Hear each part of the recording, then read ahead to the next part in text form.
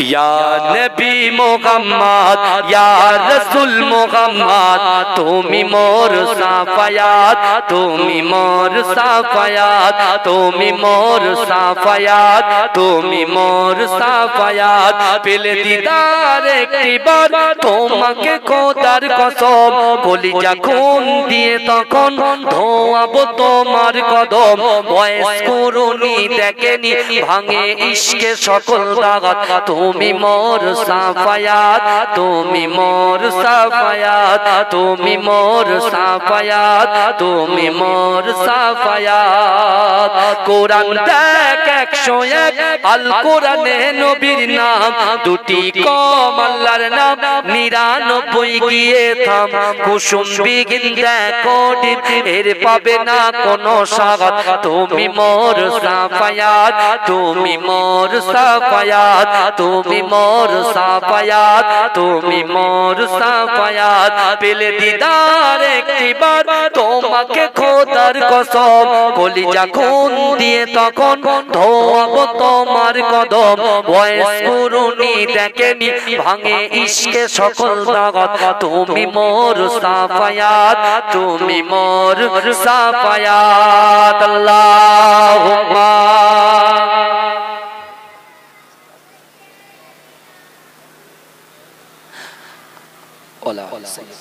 আমার বাবাজিরা ভাইরা যে কথা বলছিলাম তাহলে এখানে একটা জিনিস আমরা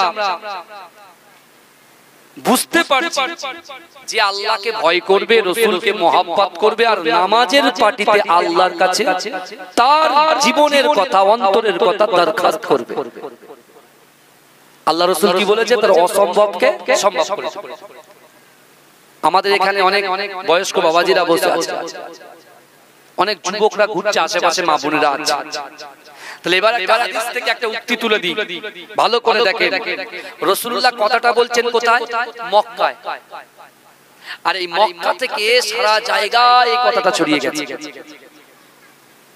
সারা জায়গায় পৌঁছে গেছে এই কথাটা মদিনা শরীফে পৌঁছে গেছে জোরে বলুন না সুবহানাল্লাহ মদিনা শরীফে যখন পৌঁছেছে তখন কিন্তু রাসূলুল্লাহ মক্কা থেকে মদিনায় হিজরত করেন মক্কা থেকে মদিনায় হিজরত করেননি কিন্তু কথাটা পৌঁছেছে আর কেন পৌঁছেছে এই আলোচনা করতে গেলে আপনার এখন 1.5 থেকে 2 ঘন্টা সময় লাগে কিন্তু আমার বাবাজিরা ভালো করে পয়েন্ট নিয়ে শুনেন আপনি বলছেন যে আমার ভিতরে আমার আপনার ভিতরে ভালো করে বুঝবেন আল্লাহর ভয় রাসূলুল্লাহর মহব্বত নামাজের পাটি এই তিনটে বিষয় সামনে রাখেন তাহলে এই বিষয়টা বুঝবেন আল্লাহর রাসূলের একজন 70 বছরের সাহাবা কত বছরের সাহাবা বললাম 70 বছরের সাহাবা যার নাম ওমর ইবনুল জামু ওমর ইবনুল জামু তিনি আছেন কোথায় মদিনায় তখন মদিনার নাম কিন্তু কি কথা বলেন ইয়াসরিব বুঝতে পেরেছেন তখন মদিনার নাম ইয়াসরিব রাসূলুল্লাহর কদমটা মদিনায় যাওয়ার পরে তখনই মদিনা শরীফ আল্লাহ নাম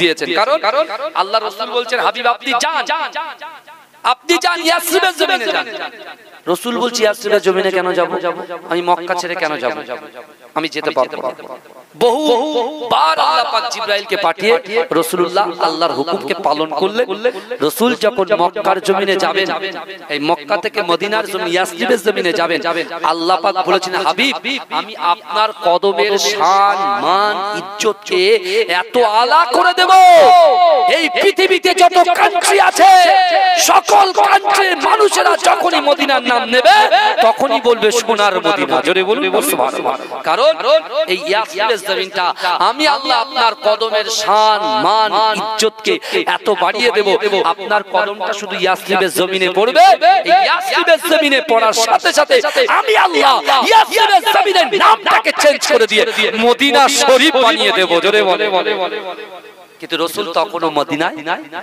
আছেন রাসূলুল্লাহর ইশকের পাগল রাসূলুল্লাহর মহব্বতের পাগল যার নাম ওমর ইবনুল জামু এজ কত বয়স কত 70 বছর তিনি যখন এই কথাটা শুনেছেন সাথে সাথে সেটাকে অ্যাকসেপ্ট করেছে আমরা যেরকম অফার অ্যাকসেপ্ট করি মোবাইলে সিম যখন দেয় 2GB 4GB যখন ফ্রি দেয় তখন আমার যুবকরা একদম মোবাইলের দোকানে কি হানা দেয় একদম ইডি হানা যেমন দেয় সেইভাবে হানা দেয় দিয়ে সব ওইগুলোকে অ্যাকসেপ্ট করে এই যে 70 বছরের ওমর ইবনুল জামু ইনি কি করছেন, ইনি বলছেন না এটা খুব সুন্দর কথা, আল্লাহর ভয় রাসূলুল্লাহর মহব্বত। উনি তখন সাথে সাথে নামাজের মাসাল্লাটা বিছিয়ে আল্লাহকে বলছে, আল্লাহ আমি আপনাকে ভয় করি আর আমার জীবনের থেকে আমার সন্তানের থেকে, রাসূল বলছেন লা ইউমিনু আহাদুকুম হাত্তা আকুনা আহাব্বা ইলাইহি মিন ওয়ালিদিহি ওয়া ওয়ালাদিহি ওয়ান নাসি আজমাইন। রাসূল বলছে তোমরা ততক্ষণ পর্যন্ত পূর্ণ ঈমানদার হতে পারবে না যতক্ষণ তোমাদের পিতা মাতা সন্তান সন্তান ব্যবসা বাণিজ্য পারস্য সকলের থেকে বেশি আমি রাসূলকে মহব্বত করতে হবে, তাহলে তোমরা হবে ঈমানদার। এটা আমরা জানি। এবার আপনি রিয়ালাইজ করবেন যে আপনি কতটা আপনার নিজের জীবনের থেকে রাসূলকে ভালোবাসেন, এটা আপনার ব্যাপার। কারণ আমি তো আপনার অন্তরে ঢুকতে পারবো না, আপনি আমার অন্তরে ঢুকতে পারবেন না।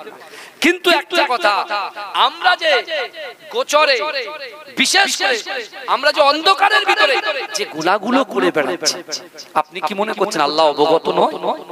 এই শুনেন না, আল্লাহ কি অবগত নয়? আল্লাহ কোরআনে বলছেন, বান্দা বিসমিল্লাহির রহমানির রহিম ফাআইনামা তুআল্লু ফাসাম্মা ওয়াজহু। আল্লাহ বলছেন ফাআইনামা তুআল্লু ফাসাম্মা ওয়াজহুল্লাহ।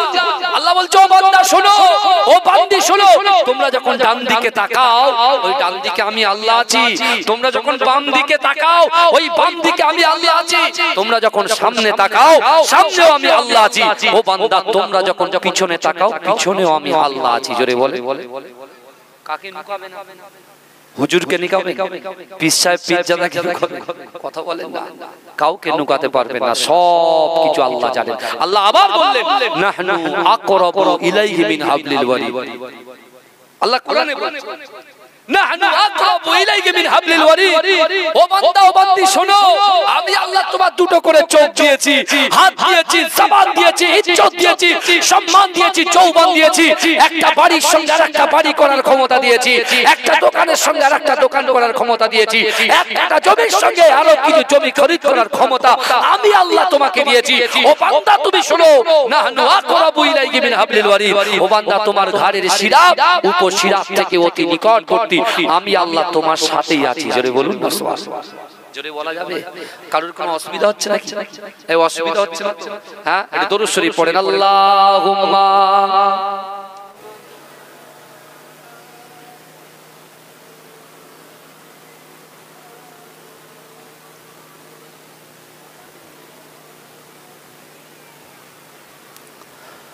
আমার বাবাজিরা ভাইরা, যে কথা আমি বলছিলাম, এই ওমর ইবনুল জামু যিনি আছেন কোথায়? মদিনাতে। তার বয়স কত? 70 বছর। সেই 70 বছরের সাহাবা নামাজের মাসাল্লাটা বিছিয়ে আল্লাহকে বলছে, আল্লাহ আমি তো আপনাকে ভয় করি, রাসূলকে মুহাব্বত করি, আমার মনের খয়েশ, আমার মনের ইচ্ছা যে আমার 70 বছর বয়স হয়ে গেছে, অর্থাৎ যে কোনো মুহূর্তে মৃত্যু আমার সামনে দাঁড়াতে পারে। যতক্ষণ পর্যন্ত বিশ্বনবী মুস্তাফা মক্কা থেকে মদিনায় না আসবে আর আমি ওমর ইবনুল জামু রাসূলুল্লাহর হাতে হাত না দেব, ততক্ষণ পর্যন্ত মৃত্যু যেন আমার না হয়। জোরে বলুন না সুবহানাল্লাহ। প্রথম চাওয়া। দ্বিতীয় চাওয়া কি আছে? দ্বিতীয় চাওয়া, আল্লাহ ইসলামের জন্য, ইসলামের ঝান্ডাটাকে, কলেমার ঝান্ডাটাকে উত্তোলনের জন্য, কোরআন বন্টনের জন্য রাসূল আজকে মদিনা থেকে অন্য জায়গায় যখন যাবেন বিশ্ব নবীর সঙ্গে আমিও যাব। রাসূল যখন জিহাদে যাবে, রাসূল যখন কোন যুদ্ধে যাবে ইসলামের বিস্তারের জন্য, আমি ওমর ইবনুল জামু আমিও রাসূলুল্লাহর সঙ্গে যুদ্ধে অংশগ্রহণ করতে চাই। জোরে বলুন। 70 বছরের একজন রাসূল পাগল, রাসূলুল্লাহর ইসকে দিওয়ানার একজন ব্যক্তি, রাসূলুল্লাহ সাহাবা 70 বছর বয়সে তার তামান্না দেখেন, আল্লাহর কাছে কি দরখাস্ত করছে দেখেন যে আল্লাহ প্রথম রাসূলুল্লাহর হাতে হাত না দেওয়া পর্যন্ত মৃত্যু যেন না আসে।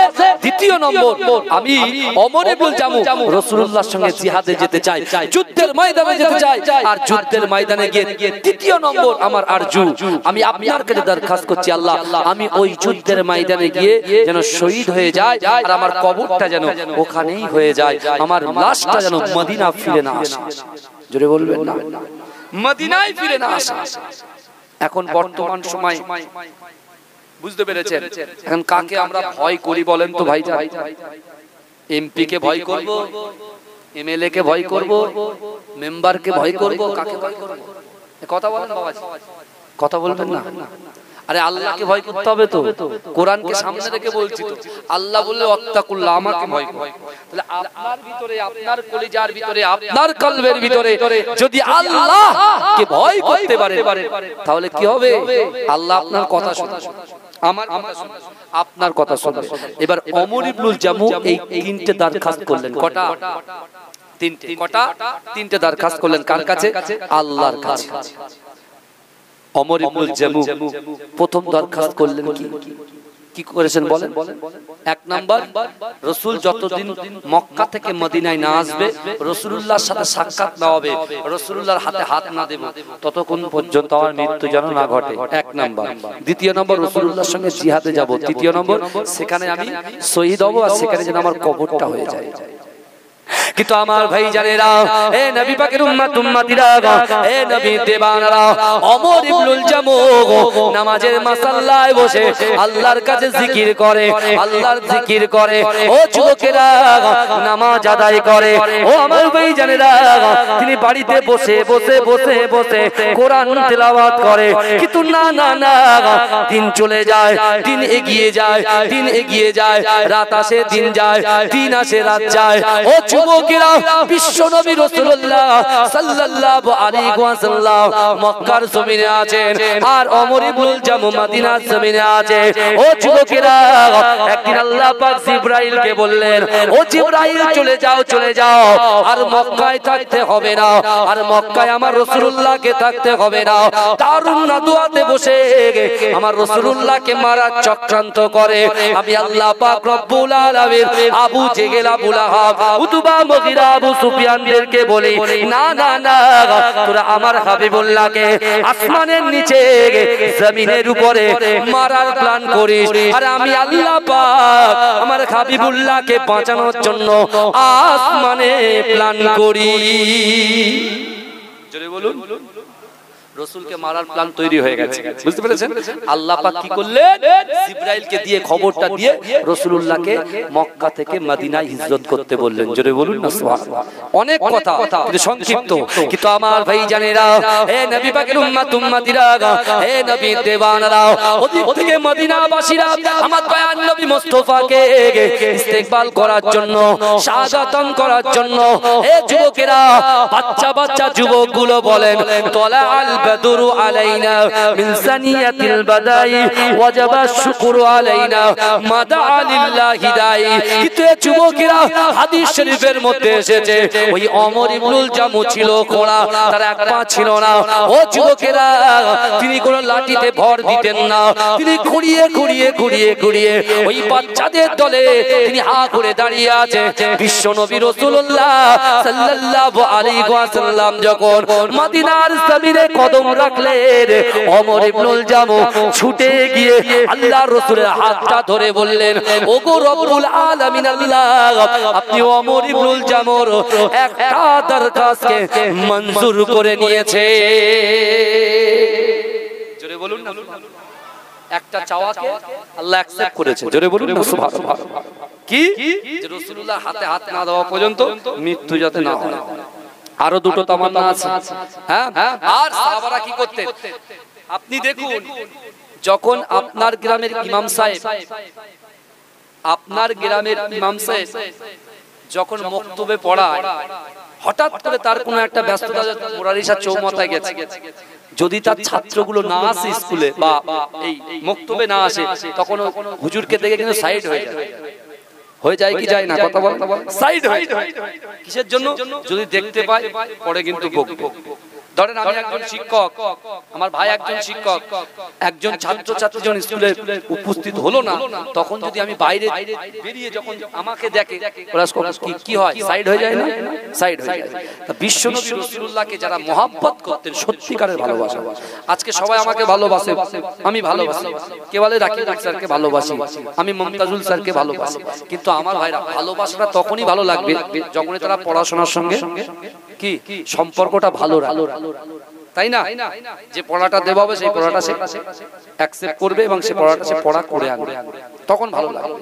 তা বিশ্বনবী রাসূল সাল্লাল্লাহু আলাইহি ওয়াসাল্লামকে যারা মহব্বত করতেন, সত্যিকারের মহব্বত করতেন, ওরা সারাক্ষণ মসজিদে নববীতে নামাজ আদায় করে রাসূল যখন বলতে যাও তোমরা বাড়িতে যাও, তোমার স্ত্রীর হক আছে, তোমার সন্তান হক আছে, যাও বাড়ি চলে যাও, মসজিদে নববীতে তোমরা এখন ওয়েট করবে কেন, যাও।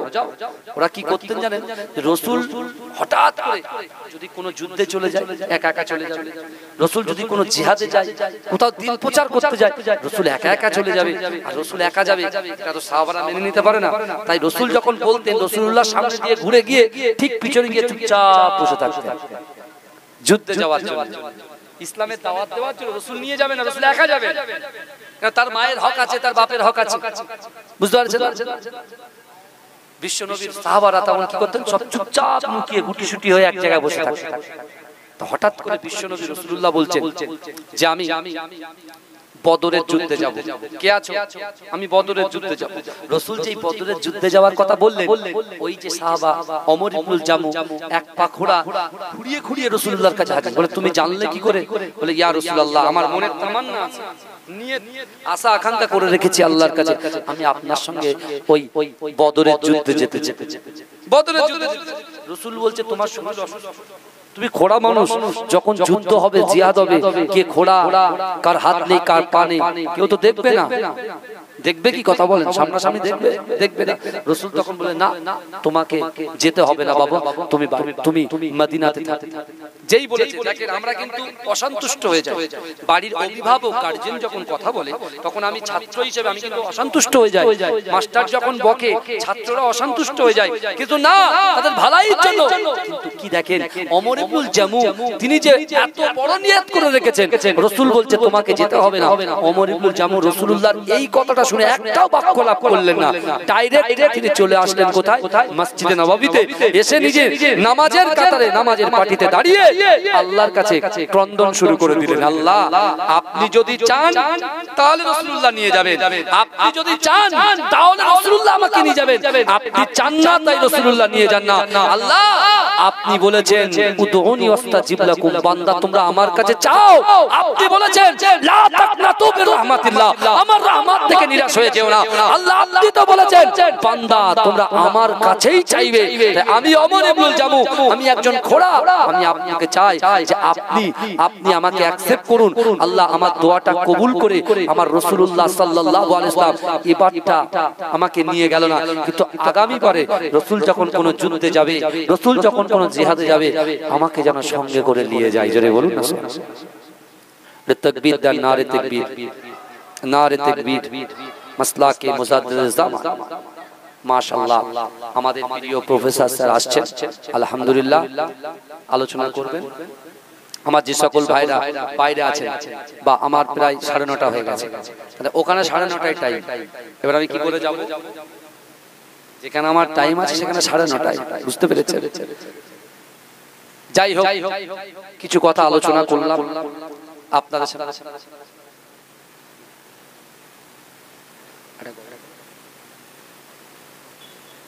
এটা দরুদ শরীফ পড়েন, আল্লাহুম্মা সাল্লি আলা।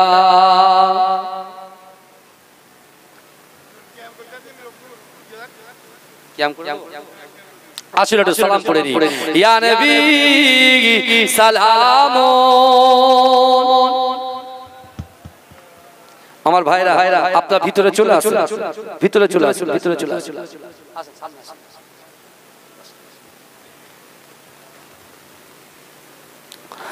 वक्त का चमके सितारा, हाजिरीन कहो इशारा, देख कर रौजा पियारा, लो सलाम अब तो हमारा, या नबी सलाम या हबीब।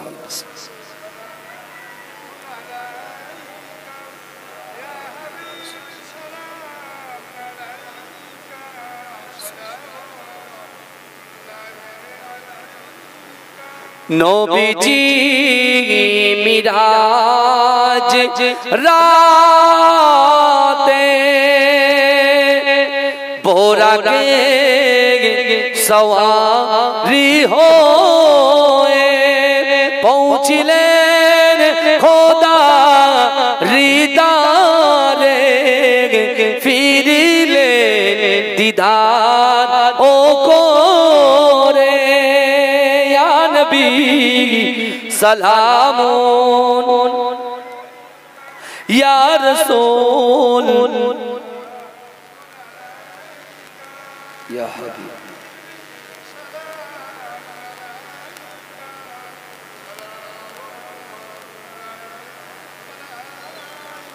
أنت شمس أنت بدر أنت نور فوق نوري أنت إكسير وغالي أنت مصباح صدوري يا نبي سلام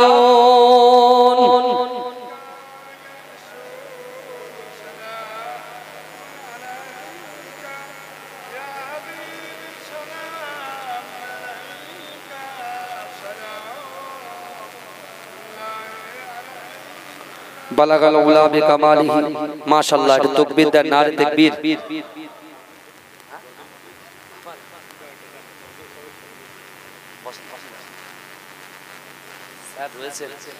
মাশাআল্লাহ আমাদের বিশিষ্ট চিন্তাবিদ আমাদের প্রিয় স্যার এবং আমাদের আলিয়া ইউনিভার্সিটির প্রফেসর স্যার এসেছেন মূল্যবান কথা বলবেন মূল্যবান কথা বলবেন আর মাশাআল্লাহ আমার মুরারিশা চৌমাথা আমিনিয়া হাই মাদ্রাসার প্রধান শিক্ষক আমাদের প্রিয় স্যার দক্ষ মানুষ পণ্ডিত মানুষ বুঝতে পেরেছেন তিনি বিশেষ কাজে দিল্লিতে আছেন আলহামদুলিল্লাহ কথা হয়েছে আগামী কাল আসবেন উনি এখানে এসে বক্তব্য রাখার কথা ছিলেন স্যারের যাই হোক একটা গজল আমি আপনাদেরকে শোনাবো ফিলিস্তিন একটা গজল শোনাবো এটা দরুদ শরীফ পড়ুন আমি গজলটা বার করে নিই আল্লাহুম্মা সাল্লি আলা সাইয়্যিদিনা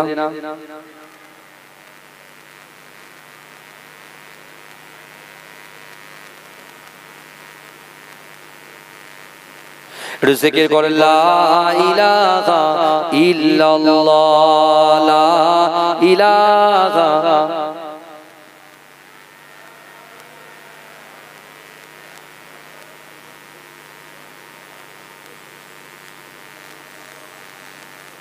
লা ইলাহা ইল্লাল্লাহ লা ইলাহা ইল্লাল্লাহ লা ইলাহা ইল্লাল্লাহ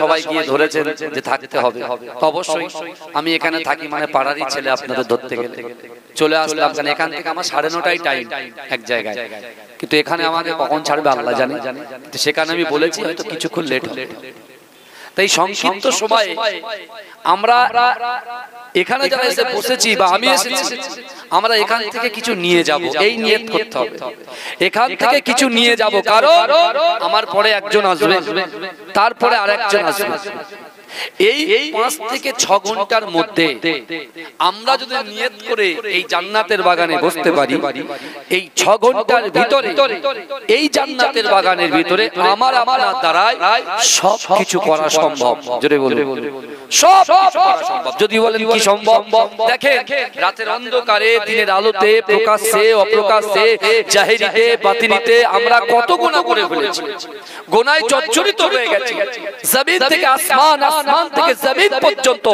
গুনাহ হয়ে গিয়েছে কিন্তু বিশ্বাস করুন আমাকে আপনাকে আমাদিগকে এই পৃথিবী ছেড়ে এই দুনিয়া ছেড়ে এই মায়া মমতা ত্যাগ করে দিয়ে আমাদের গহীন কবরে যেতে হবে যেমন আমাদের বাপ শুয়ে আছে মা শুয়ে আছে তারা কিন্তু আমাদের দিকে তাকিয়ে আছে কথা ঠিক না ভুল কথা বলে আল্লাহর কোরআন বলছে বান্দা ইজা জা আজালুহুম লা ইস্তাখিরুনা সাআতাও ওয়া লা ইস্তাকদিমুন মৃত্যু যখন আসবে এক সেকেন্ড লেট করা হবে না দেরি করা হবে না অর্থাৎ আমি আপনি আমরা দুনিয়ার মোহে পড়ে, দুনিয়ার লোভে পড়ে, দুনিয়ার লোভ লালসা আমাদেরকে এমন ভাবে আকৃষ্ট করেছে, এমন ভাবে গ্রাস করে নিয়েছে।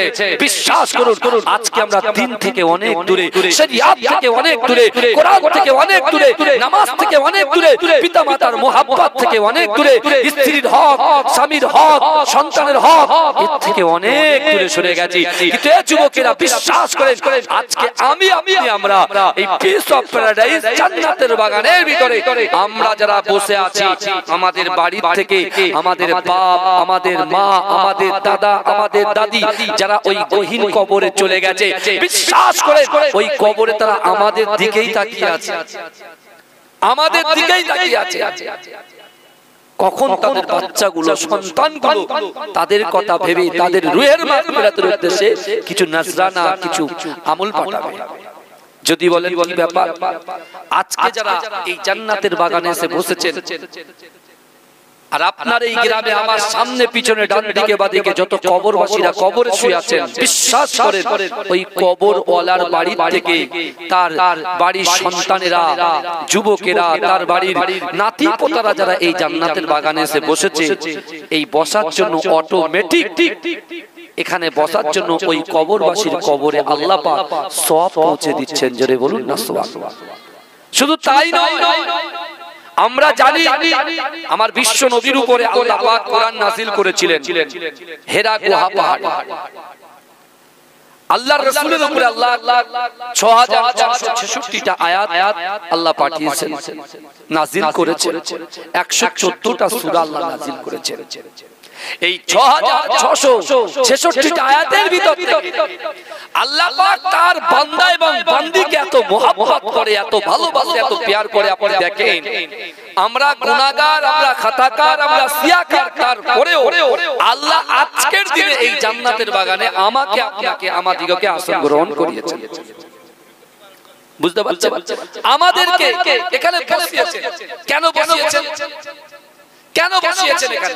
বিশ্বাস করে আপনি বলছেন আমি গুনাহগার, আমি খাতাকার, আমার দ্বারাই নামাজ হয় না, আমার দ্বারাই রোজা হয় না, কিন্তু তারপরে আপনাকে চুজ করে আল্লাহ পাক জান্নাতে বসিয়েছেন। তার মানে আল্লাহ বলতে চাইছে, বান্দা আমি আল্লাহ কোরআন পাকের ভিতরে পরিষ্কার ভাবে জানিয়ে দিলাম, ওহুয়া মাআকুম আইনামা কুনতুম। আল্লাহ বলছে, বান্দা তোমরা যেখানে, আমি আল্লাহ সেখানে। জোরে বলুন না সুবহানাল্লাহ। অর্থাৎ আমি আল্লাহ তোমাদের পাশে আছি। এখান থেকে তোমরা চিন্তা করো যে আমার মতো গুনাহগারকে আল্লাহ জান্নাতে বসিয়েছে, মানে আমার দ্বারাই যেটা অসম্ভব, সেই অসম্ভবকে আল্লাহ সম্ভব করানোর জন্য এই জান্নাতের বাগানে আমাদের আসন গ্রহণ করিয়েছেন। জোরে বলুন না সুবহানাল্লাহ। কিন্তু আমার আপনার চাওয়া পাওয়া কি থাকবে? এই দুনিয়া থেকে তো আমরা চলে যাব বাবা। আগে বুঝতে হবে যে আমি আমরা যে কাজের মধ্যে লিপ্ত হয়ে আছি, আমি আমরা যে জায়গায় আমরা বসে আছি, এখান থেকে আমরা কি নিয়ে যাব, কি নিয়ে যাব? আমাদের বহু সমস্যা আছে। আপনি দেখেন পারিবারিক সমস্যা আছে, অর্থনৈতিক সমস্যা আছে, শারীরিক সমস্যা আছে, সাংসারিক সমস্যা আছে।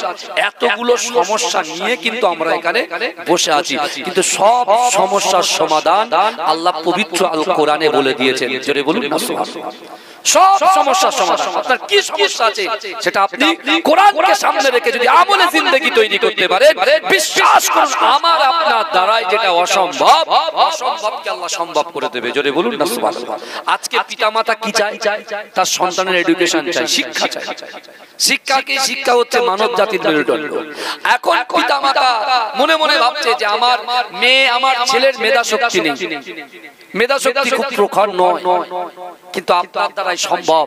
আপনি মা, আপনি বাপ, আপনি যদি আপনার সন্তানের জন্য নামাজের পাটিতে দোয়া করতে পারেন, আপনি যদি আল্লাহর ভয়, রাসূলুল্লাহর মুহাব্বত দিয়ে আপনার চাওয়া পাওয়া যদি নামাজের পাটিতে থাকে, বিশ্বাস করুন আমি আপনাকে কথা দিয়ে বলে গেলাম, আল্লাহর কোরআন থেকে দলিল দিয়ে বলে গেলাম, আপনার ওই সন্তানকে মেধা শক্তি আল্লাহ বৃদ্ধি করে দেবে। জোরে বলুন।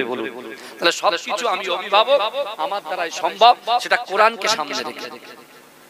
কিন্তু আমার ভাইজানেরা, হে নবী পাকের উম্মত উম্মতিরা, হে নবী দেওয়ানারা, বিশ্ব নবী রাসূলুল্লাহ সাল্লাল্লাহু আলাইহি ওয়াসাল্লাম কাবা বাইতুল্লাহ শরীফে আমার দয়াল নবী রাসূলুল্লাহ সাল্লাল্লাহু আলাইহি ওয়াসাল্লাম সর্বপ্রথমে কোরআন নিয়ে আল্লাহ রাসূল যখন তেলাওয়াত করে, ও যুবকেরা, মক্কা জমিনে এমন কোন যুবক বাকি ছিল না, মক্কা জমিনে এমন কোন নারী পুরুষ বাকি ছিল না আল্লাহ রাসূলের কোরআন শোনার জন্য দলে দলে দলে দলে ও যুবকেরা আল্লাহর ঘর কাবা বাইতুল্লাহ শরীফে রাসূলুল্লাহর পাশে সকলে হাজির হয়ে গিয়েছিলেন।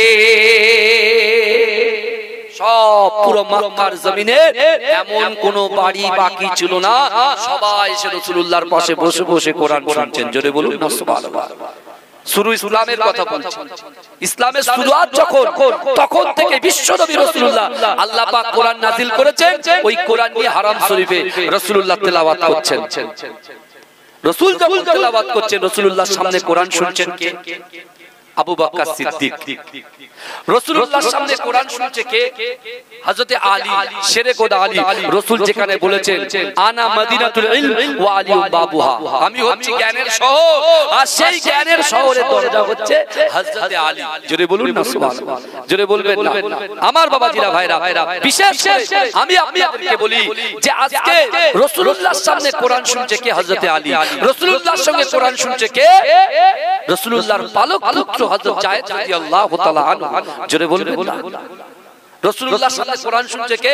আম্মা জান খাদিজাতুল কুবরা রাদিয়াল্লাহু তাআলা আনহা, যিনি খুব ধনী ছিলেন, প্রচুর অর্থ, আল্লাহ প্রচুর অর্থ সম্পদ তাকে দিয়েছিলেন, কিন্তু তার অর্থ সম্পদগুলো রাসূলুল্লাহর মহব্বতে ভালোবাসায়, দিনের জন্য, ইসলামের জন্য, ইসলামের ঝান্ডাটাকে উত্তোলন করার জন্য, কোরআন বন্টন করার জন্য রাসূলুল্লাহর কদমে সব দান করে দিয়েছেন। জোরে বলুন না সুবহানাল্লাহ। সেই আম্মা জান খাদিজাতুল কুবরা রাসূলুল্লাহর সামনে বসে বসে কোরআন শুনছেন। রাসূলুল্লাহর কোরআন যখন আবু বকর হুজুর শুনছেন, আলী হুজুর শুনছেন, যায়েদ হুজুর শুনছেন, কিন্তু তার পাশে বসে আছে কি জানেন? আবু জাহেল, আবু লাহাব, উতবা, মুগীরা, আবু সুফিয়ান, সবাই শুনছেন। কিন্তু এখান থেকে আমরা কি শিক্ষা নেব? শিক্ষাটা এখান থেকে নেব যে আবু বকর হুজুর, আলী হুজুর, যায়েদ হুজুর কোরআন শুনেছে, কোরআন অনুযায়ী আমল করেছে। কোরআন শুনেছে। এরকম হচ্ছে কেন ভাই? বক্সটা কেটে দিলেন? হ্যাঁ, বক্স কেটে গেছে, আওয়াজ হচ্ছে। তাহলে সামনে একটা বক্স দিয়ে দেন, আমার অসুবিধা হোক, অসুবিধা নেই, কিন্তু পরের বক্সটা কিন্তু অসুবিধা হবে। আমার গলার আওয়াজ আছে বলে আমি মানিয়ে নিচ্ছি, যেটা আবার টি-শার্ট দিয়ে, বুঝতে পেরেছেন, মুশকিল হয়ে যাবে আমার বাবাজিরা। ভালো করে এখন আবু বকর হুজুর, আলী হুজুর, যায়েদ হুজুর এরা কোরআন শুনেছেন, কোরআনকে মেনেছেন, কোরআন অনুযায়ী জীবন যাপন করেছেন, আমল করেছেন।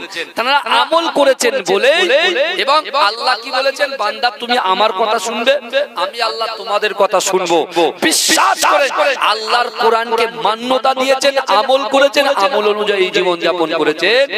আল্লাহ পাক রব্বুল আলামিন আসমানের নিচে, জান্নাত, আল্লাহ পাক আসমানের নিচে এবং জমিনের উপরে তাদেরকে জান্নাত দিয়েছেন। জোরে বলুন, জান্নাতের সার্টিফিকেট দিয়েছে। কথা ঠিক না ভুল আগে বলেন।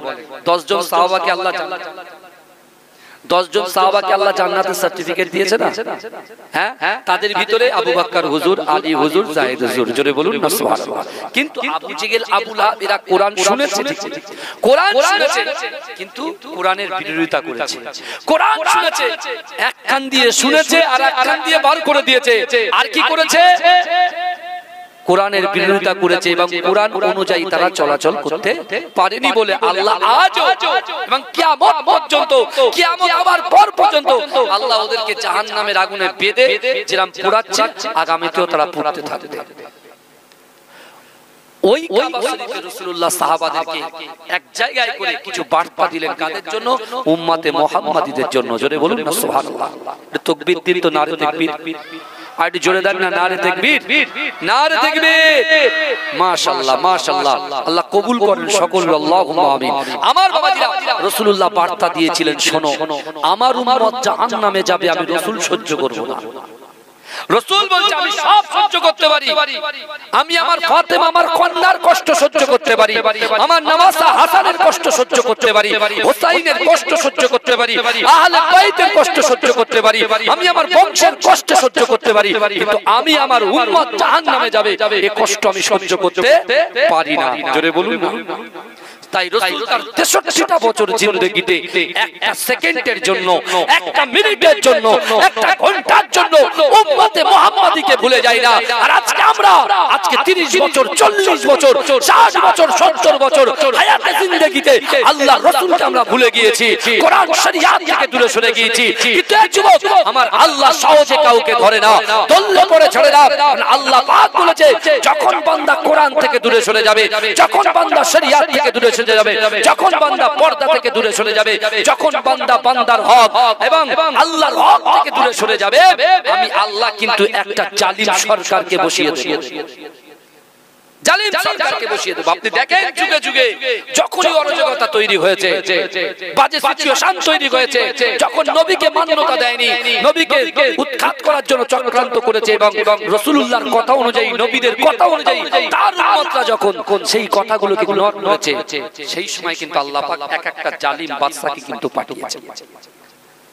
আবার যদি আমরা পুনরায় সেগুলোকে ঠিক করে নিয়ে, তওবা করে নিয়ে আমরা যদি আবার কোরআনের কাছে আসি, আবার মসজিদের কাছে আসি, আবার মাদ্রাসার কাছে আসি, আবার পিতামাতার কাছে আসি, সঠিক রাস্তায় কোরআন যেটা অনুমতি দিয়েছেন, কোরআন যেটা হুকুম করেছেন, সেই হুকুম অনুযায়ী আমরা চলতে পারি, এই আল্লাহ পাক জালিম সরকারকে বসিয়েছে, আবার জালিম সরকারকে আল্লাহ উৎখাত করে দেবে। কথা ঠিক না ভুল কথা বলে? কারণ আমার ভাই জানেরা, এ নবী পাকের উম্মত উম্মতিরা, এ নবী দেবানা, আল্লাহর কোরআন বলছে, বান্দা আহাসিবান নাসু ওয়াইতরাকু আইয়াকুলু আমান্না ওয়া হুম লা ইফতানুন। এ যুবকেরা, এ নবী পাকের উম্মত উম্মতিরা, আল্লাহর কোরআন বলছে, বান্দা আহাসিবান নাসু ওয়াইতরাকু আইয়াকুলু আমান্না ওয়া হুম লা ইফতানুন। আমার আল্লাহ বলে, বান্দা তোমরা যারা ঈমান এনেছো, তোমরা কি মনে করো আমি আল্লাহ তোমাদেরকে ছেড়ে দেব? ওহুম লা ইফতানুন, আমি আল্লাহ কি তোমাদের পরীক্ষা করব না? ও যুবকেরা, আল্লাহ আমাদেরকে পরীক্ষা করবে, আল্লাহ পাক আমাদেরকে অর্থ দিয়ে পরীক্ষা করবে, আল্লাহ পাক আমাদের সম্পদ দিয়ে পরীক্ষা করবে, আল্লাহ পিতা মাতা দিয়ে পরীক্ষা করবে। ও যুবকেরা, আল্লাহ পাক যৌবন দিয়ে পরীক্ষা করবে। ও আমার ভাইজানেরা, আল্লাহর কোরআন আবার বলছে, বান্দা না না না, আমি একজন মুমিন বান্দাকে 5টা বিষয়ের ভিতরে যে কোনো একটা বিষয় তার সামনে খাড়া করে পরীক্ষা করব। ও যুবকেরা, আল্লাহ পাক আপনার অন্তরে ভয় দিয়ে পরীক্ষা করবে, আল্লাহ আপনার অন্তরে রোগ দিয়ে পরীক্ষা করবে, আল্লাহ পাক আপনার ব্যবসাটাকে ক্ষতি করে পরীক্ষা করবে। এ যুবকেরা, আজ থেকে 1500 বছর আগে বিশ্ব নবী রাসূলুল্লাহ সাল্লাল্লাহু আলাইহি ওয়াসাল্লাম যখন সাহাবাদেরকে নিয়ে এই আয়াতের ব্যাখ্যা করে দেয়, ও যুবকেরা, একজন সাহাবা দাঁড়িয়ে গিয়ে আল্লাহর রাসূলকে বলেছিলেন, ইয়া রাসূলুল্লাহ, ইয়া হাবিবাল্লাহ, আল্লাহ যদি বান্দাকে পরীক্ষা করে, আপনি তো বললেন ওহুম লা ইফতানুন, আল্লাহ পরীক্ষা করবে, আল্লাহ যদি বান্দা বান্দিকে পরীক্ষা করে, ইয়া রাসূলুল্লাহ, হাবিবাল্লাহ, আল্লাহর ওই পরীক্ষায় যদি বান্দা বান্দি উত্তীর্ণ হয়ে যায়, সফলতা অর্জন করে, ইয়া রাসূলুল্লাহ, হাবিবাল্লাহ, আল্লাহ পাক তাকে কি সাজা দেবে? ও যুবকেরা ভাইরা, এই সময় বিশ্ব নবী রাসূলুল্লাহ সাল্লাল্লাহু আলাইহি ওয়াসাল্লাম বলেছিলেন, ও আমার সাহাবারা, শোনো শোনো শোনো শোনো, আমি রাসূলুল্লাহ তোমাদেরকে জানিয়ে দিলাম, আল্লাহর পরীক্ষায় যদি বান্দা উত্তীর্ণ হয়ে যায়, আল্লাহর পরীক্ষায় যদি বান্দি উত্তীর্ণ হয়ে যায়, আমি রাসূলুল্লাহ রসিলায় আল্লাহ পাক একটা জান্নাত সৃষ্টি করেছে।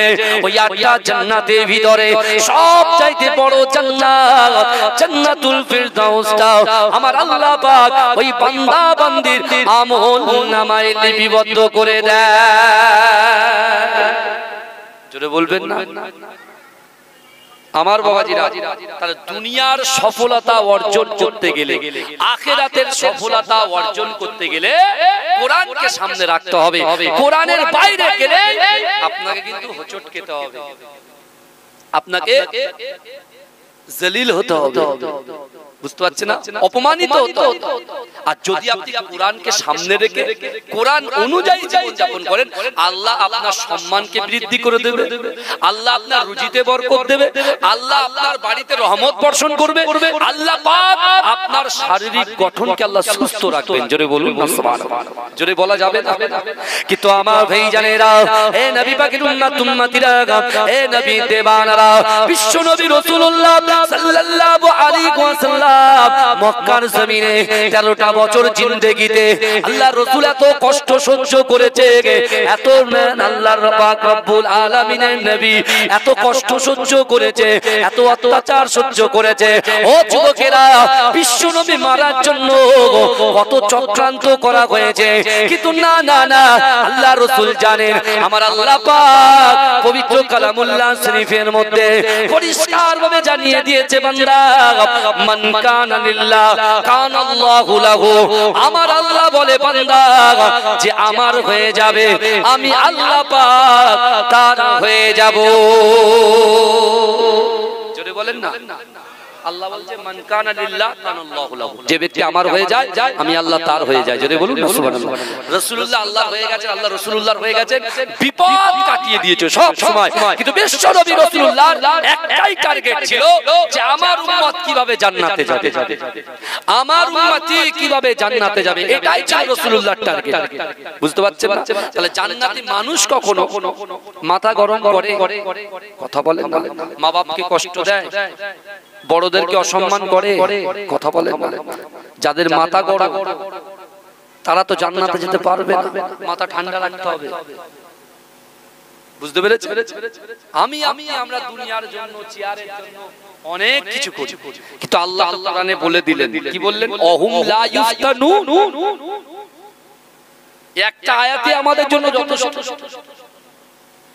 একটা আয়াতই আমাদের জন্য যথেষ্ট। আপনার ইমাম সাহেব বসে আছে আমার পাশে, জুম্মার দিনে বায়ান শুনি, কত সুন্দর সুন্দর কথা বলে। বুঝতে পারছেন না? ওই কথাগুলোকে নিয়ে যদি অ্যাকসেপ্ট করে ক্যাচ করে যদি আমরা আমল করতে পারি, হয়ে গেল। কিন্তু আমার বাবা, আজকে আমরা এখান থেকে কি নিয়ে যাব? আমি আপনাকে বলছি, সেই 1500 বছর আগে কাবা বাইতুল্লাহ শরীফের সামনে আল্লাহর রাসূল আবু বকরকে সামনে রেখে বলেছিল, বাবা আবু বকর, আমি কোরআন থেকে 3টে দলিল দেব, 3টে আয়াত তেলাওয়াত করব, আর এই 3টে আয়াতকে সামনে রেখে আমার দুনিয়ার এক প্রান্ত থেকে অপর প্রান্ত থাকা উম্মত উম্মতিরা যদি এই 3টে আমলকে অ্যাকসেপ্ট করে, 3টে আমলকে গ্রহণ করে, আর এই আমল অনুযায়ী যদি জীবন যাপন করে, আমি রাসূল বলে যাচ্ছি, আমি জবান থেকে যে কথা বলি, আসমানের উপরে ওই কথাটাকে আমার আল্লাহ কবুল করে নেয়। জোরে বলুন, আসমানের উপরে আমার আল্লাহ ওই কথাটাকে কবুল করে নেয়। অর্থাৎ যারা 3টে আমল মেনে চলবে, সেই উম্মতের দ্বারা, সেই নারী হোক, পুরুষ হোক, যুবক হোক আর যুবতী হোক, যেই হোক না কেন, তার দ্বারাই, আমার দ্বারাই, আপনার দ্বারাই, ভাইয়ের দ্বারাই, অন্য জনের দ্বারাই, রাসূলুল্লাহর উম্মতের দ্বারাই, নারী পুরুষের দ্বারাই যেটা অসম্ভব, সেই অসম্ভব জিনিসকে আল্লাহ সম্ভব করে দেবে। জোরে বলুন। এই বুঝতে পারছেন তো নাকি? কথা বলেন না বাবাজি? হ্যাঁ, বুঝতে হবে। কারণ আল্লাহ বলছে পরীক্ষা করব, আবার এদিকে রাসূল বলছে 3টা আমল করলে অসম্ভবকে সম্ভব আল্লাহ করে দেবে। কিন্তু সেগুলো তো সম্ভব করতে গেলে আমাদের তো প্রচুর পরিশ্রম করতে হবে। আমি স্কুলে বাচ্চাদের বলে দিলাম যে বাবা স্কুলে যাও, তারপর আর খোঁজ নিলাম না। ছেলে আসলো, স্কুলের সামনে টু মেরে চলে গেল, অন্য জায়গায় ঘোরাঘুরি করছে। আমি অভিভাবক, পরের দিনে যখন খাতা খুলে দেখছি ছেলেটা অ্যাবসেন্ট, মেয়েটা অ্যাবসেন্ট, যদি আমি কিছু বকাঝকা দিই, ব্যাস বাচ্চা গিয়ে মাকে ডেকে দিয়ে আসছে, বাপকে ডেকে এসে থ্রেট করে যাচ্ছে।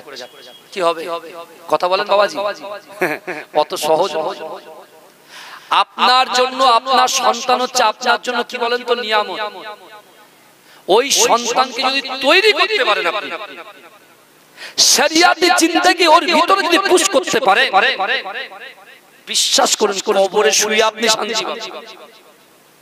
আপনার মেয়েকে, আপনার ছেলেকে আপনি অভিভাবক হিসাবে, মা বাপ হিসাবে যদি তৈরি করতে পারেন শরিয়াত অনুযায়ী, কোরআন অনুযায়ী, হাদিস অনুযায়ী যদি তার গঠনটাকে আপনি তৈরি করতে পারেন, বিশ্বাস করেন কবরে শুয়ে আপনি শান্তি পাবেন। আর যদি তৈরি করতে না পারেন কবরে কিন্তু আপনি শান্তি পাবেন না। আমরা উপরের জলসা শুনি বাবাজি, কিন্তু নিচের জলসা খুব কম শুনি। আর আমি জানি বসিরহাটের মাটি আল্লামা রুহুল আমিন শাহ রাহমাতুল্লাহ আলাইহির খাঁটি মাটি, বুঝতে পারছেন? মুজাদ্দিদ জামান দাদা হুজুর পীর কেবলা দুটো অস্ত্র ছিল, শুনে যান আজকে সুযোগ মওকা পেয়েছি বলে বলছি। মুজাদ্দিদ জামান আমিরে শরিয়াত আলা হযরত দাদা হুজুর পীর কেবলা ডান হাত বাঁ হাত দুজন ছিল। কে ছিল জানেন? একটা হচ্ছে বসিরহাট আল্লামা রুহুল আমিন শাহ রাহমাতুল্লাহ আলাইহি, আর দ্বিতীয় হচ্ছে আমার দাদু মাঝরাটি পীর সাহেব, নিউ টাউনে যাবেন। মাঝরাটি পীর সাহেব 2010 সালে ইন্তেকাল করেছে। 30 লক্ষ মানুষ একসঙ্গে নামাজ আদায় করেছে। 30 লক্ষ মানুষ যাবেন। আমার হিন্দু ভাইদেরকে জিজ্ঞাসা করবে, কারণ আমাদের সাথে বেশি হিন্দু ভাইরা গ্রাম প্রচুর আছে। তানার প্রচুর ভক্ত ছিলেন, মুরিদ ছিলেন। তারই তিনি কে?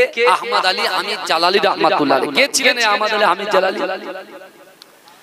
বাংলার জমিনে যখন কোনো মাদ্রাসা ছিল না, মক্তব ছিল না, খানকা ছিল না, বিশ্বাস করেন মুজাদ্দিদ জামান দাদা হুজুর পীর কেবলা রাহমাতুল্লাহ আলাইহি তানার বাসভবনে একটা মাদ্রাসা প্রতিষ্ঠান তৈরি করলেন। সে মাদ্রাসাটা আজ পশ্চিম বাংলার 1 নম্বর মাদ্রাসা, ফুরফুরা ফাতিহা টাইটেল মাদ্রাসা। জোরে বলুন না সুবহানাল্লাহ। সেই ফুরফুরা ফাতিহা টাইটেল মাদ্রাসা সবেমাত্র ভিত হচ্ছে। সেই ইট মুজাদ্দিদ জামান দাদা হুজুর পীর ওই মাদ্রাসার ভিতরে রাখলেন। বসিরহাট আল্লামা রুহুল আমিন শাহ রাহমাতুল্লাহ নিজে রাখলেন। আমার পরদাদাও নিজে হাতে করে ইটটা ওই ভিতের জায়গায় দিলেন। জোরে বলুন না সুবহানাল্লাহ। মাদ্রাসা প্রতিষ্ঠান যখন তৈরি হয়ে গেল, আলহামদুলিল্লাহ, বিশ্বাস করুন তখন ওই মাদ্রাসার দায়িত্ব কে নেবে? পঠন পাঠনের দায়িত্ব কাকে দেওয়া হবে? এডুকেশনের দিকটা কে দেখবে? হ্যাঁ, আল্লামা রুহুল আমিন শাহ রাহমাতুল্লাহ তখন কিতাব লিখছেন। কত কিতাব নেবেন আপনি? হ্যাঁ, প্রায় 100 অধিক কিতাব হুজুরের আছে, আরো অধিক আছে। কিন্তু বিশ্বাস করেন তিনি কিতাব লিখছেন। মুজাদ্দিদ জামান দাদা হুজুর পীর চোখটা বুজিয়ে তিনি চোখটা খুলে বললেন, আমি এই মাদ্রাসার দায়িত্ব আমার আহমদ আলী হামিদ শাহ জালালি রাহমাতুল্লাহ আলাইহি দিয়ে দিলাম। জোরে বলুন না সুবহানাল্লাহ। জোরে বলবেন না। বহু আল্লাহর ওলি তার ছাত্র ছিলেন এবং তিনি নিজে ইন্টারন্যাশনাল এয়ারপোর্ট, কোথায়? বাকড়া। আমাদের যে বাকড়া ইন্টারন্যাশনাল এয়ারপোর্ট আছে, কিছুদিন পরে হাজি সাহেবরা যাবে, ওই এয়ারপোর্টের ভিতরে তিনি একটা মসজিদ নির্মাণ করেছেন। জোরে বলুন না সুবহানাল্লাহ। আজ পর্যন্ত ওই মসজিদটা কিন্তু আছে। আর ওই মসজিদের নিচে 2 মানুষ গর্ত করে তিনি আল্লাহ পাকে জিকির করতেন। জোরে বলবেন না সুবহানাল্লাহ। কিন্তু আমার ভাইরা, বিশ্বনবী রাসূলুল্লাহ সাল্লাল্লাহু আলাইহি ওয়াসাল্লাম তিনি তানার সাহাবাদেরকে ওই কঠিন পরিস্থিতির মধ্যে মক্কার জিন্দেগিতে বিশ্বনবী রাসূলুল্লাহ 3টে আমলের কথা, 3টে বার্তা তিনি দিয়ে দিলেন। কাকে? আবু বকর হুজুরকে। এবং বললেন, বাবা আবু বকর, এই কথাগুলো, এই কোরআনের 3টে আমলগুলো তুমি সব জায়গায় বন্টন করে দেবে, আমার আনেওয়ালা উম্মতিকে তোমরা জানিয়ে দেবে। যদি এটাকে অ্যাকসেপ্ট করে তার অসম্ভবকে সম্ভব করবে। যদি বলুন না আমার ভাইজানেরা, হে নবী পাকের উম্মতিরা, হে নবী দেবানরা, আল্লাহর কোরআন বলছে, বান্দা ইয়া আইয়ুহাল্লাযীনা আমানুত্তাকুল্লাহ ওয়া কুনু মা'আস সাদিকিন। হে যুবকেরা, বিশ্ব নবী রাসূলুল্লাহ সাল্লাল্লাহু আলাইহি ওয়াসাল্লাম 3000 বছর আগে আবু বকর হুজুরের সামনে আল্লাহর রাসূল কোরআনের আয়াত তেলাওয়াত করে বলে দিলেন, ও বাবা আবু বকর, আল্লাহর কোরআন বলছে, বান্দা ওয়াত্তাকুল্লাহ ওয়াত্তাকুল্লাহ ওয়াত্তাকুল্লাহ, আমি আল্লাহ, আমাকে ভয় করো, আমি আল্লাহ, আমাকে ভয় করো। ও যুবকেরা, দ্বিতীয় নম্বর আয়াত তুলে দিলেন, কুল ইন কুনতুম তুহিব্বুনাল্লাহ ফাত্তাবিউনি ইউহিব্বুকুমুল্লাহ। আল্লাহ বলছে, হাবিব আপনি জানিয়ে দেন, আমার বান্দা বান্দিকে বলে দেন, আমি আল্লাহকে যারা ইত্তেবা করতে চায়, ভালোবাসতে চায়, আমাকে ভালোবাসার আগে আপনাকে যেন মোহাব্বত করে, আপনাকে যেন ভালোবাসে। ও যুবকেরা, বিশ্ব নবী রাসূলুল্লাহ সাল্লাল্লাহু আলাইহি ওয়াসাল্লাম বললেন, ও আমার সাহাবারা, এক নম্বর আমল আল্লাহকে ভয় করতে হবে, দ্বিতীয় নম্বর আমল রাসূলুল্লাহকে মোহাব্বত করতে হবে, তৃতীয় নম্বর কোরআন শরীফের ভিতরে 82টা জায়গায় আকিমুস সালাত, আকিমুস সালাত, আকিমুস সালাত, নামাজ নামাজ নামাজ এই কথা বলা হয়েছে। ও যুবকেরা, বিশ্বনবী রাসূলুল্লাহ সাল্লাল্লাহু আলাইহি ওয়াসাল্লাম বলে দিলেন, হে আমার সাহাবারা শোনো শোনো, আমি রাসূলুল্লাহ তোমাদেরকে জানিয়ে দিলাম, যার ভিতরে আল্লাহর ভয় থাকবে, যার ভিতরে রাসূলুল্লাহর মোহাব্বত থাকবে, আর ওই নামাজের পাটিতে তার অন্তরের কথা, তার মনের কথা, তার ইচ্ছার কথা, তার আকাঙ্ক্ষার কথা, তার উদ্দেশ্যের কথা, তার সফলতার কথা যদি আল্লাহর কাছে শেয়ার করতে পারে, আল্লাহর কাছে বলতে পারে, আমার আল্লাহ বলে, বান্দা ওহুম লা ইফতানুন, আমি আল্লাহ পরীক্ষা করব, আমি আল্লাহ দেখে নেব, আমি আল্লাহ তো অন্তর্যামী। ও বান্দা, তুমি কোন নিয়ত নিয়ে জান্নাতে এসেছো আর কোন নিয়ত নিয়ে বাইরে ঘোরাফেরা করছো, সব কিছু আমি আল্লাহ অবগত আছি। না না না, আমি আল্লাহ পাক রব্বুল আলামিন তোমাদেরকে জানিয়ে দিলাম, রাসূলুল্লাহর এই বার্তা যদি তোমরা অ্যাকসেপ্ট করতে পারো, ও বান্দা, তোমার দ্বারাই যেটা অসম্ভব, এই অসম্ভব জিনিসগুলোকে আমি আল্লাহ পাক সম্ভব করে দেব। জোরে বলুন না সুবহানাল্লাহ। নারে তাকবীর, নারে তাকবীর।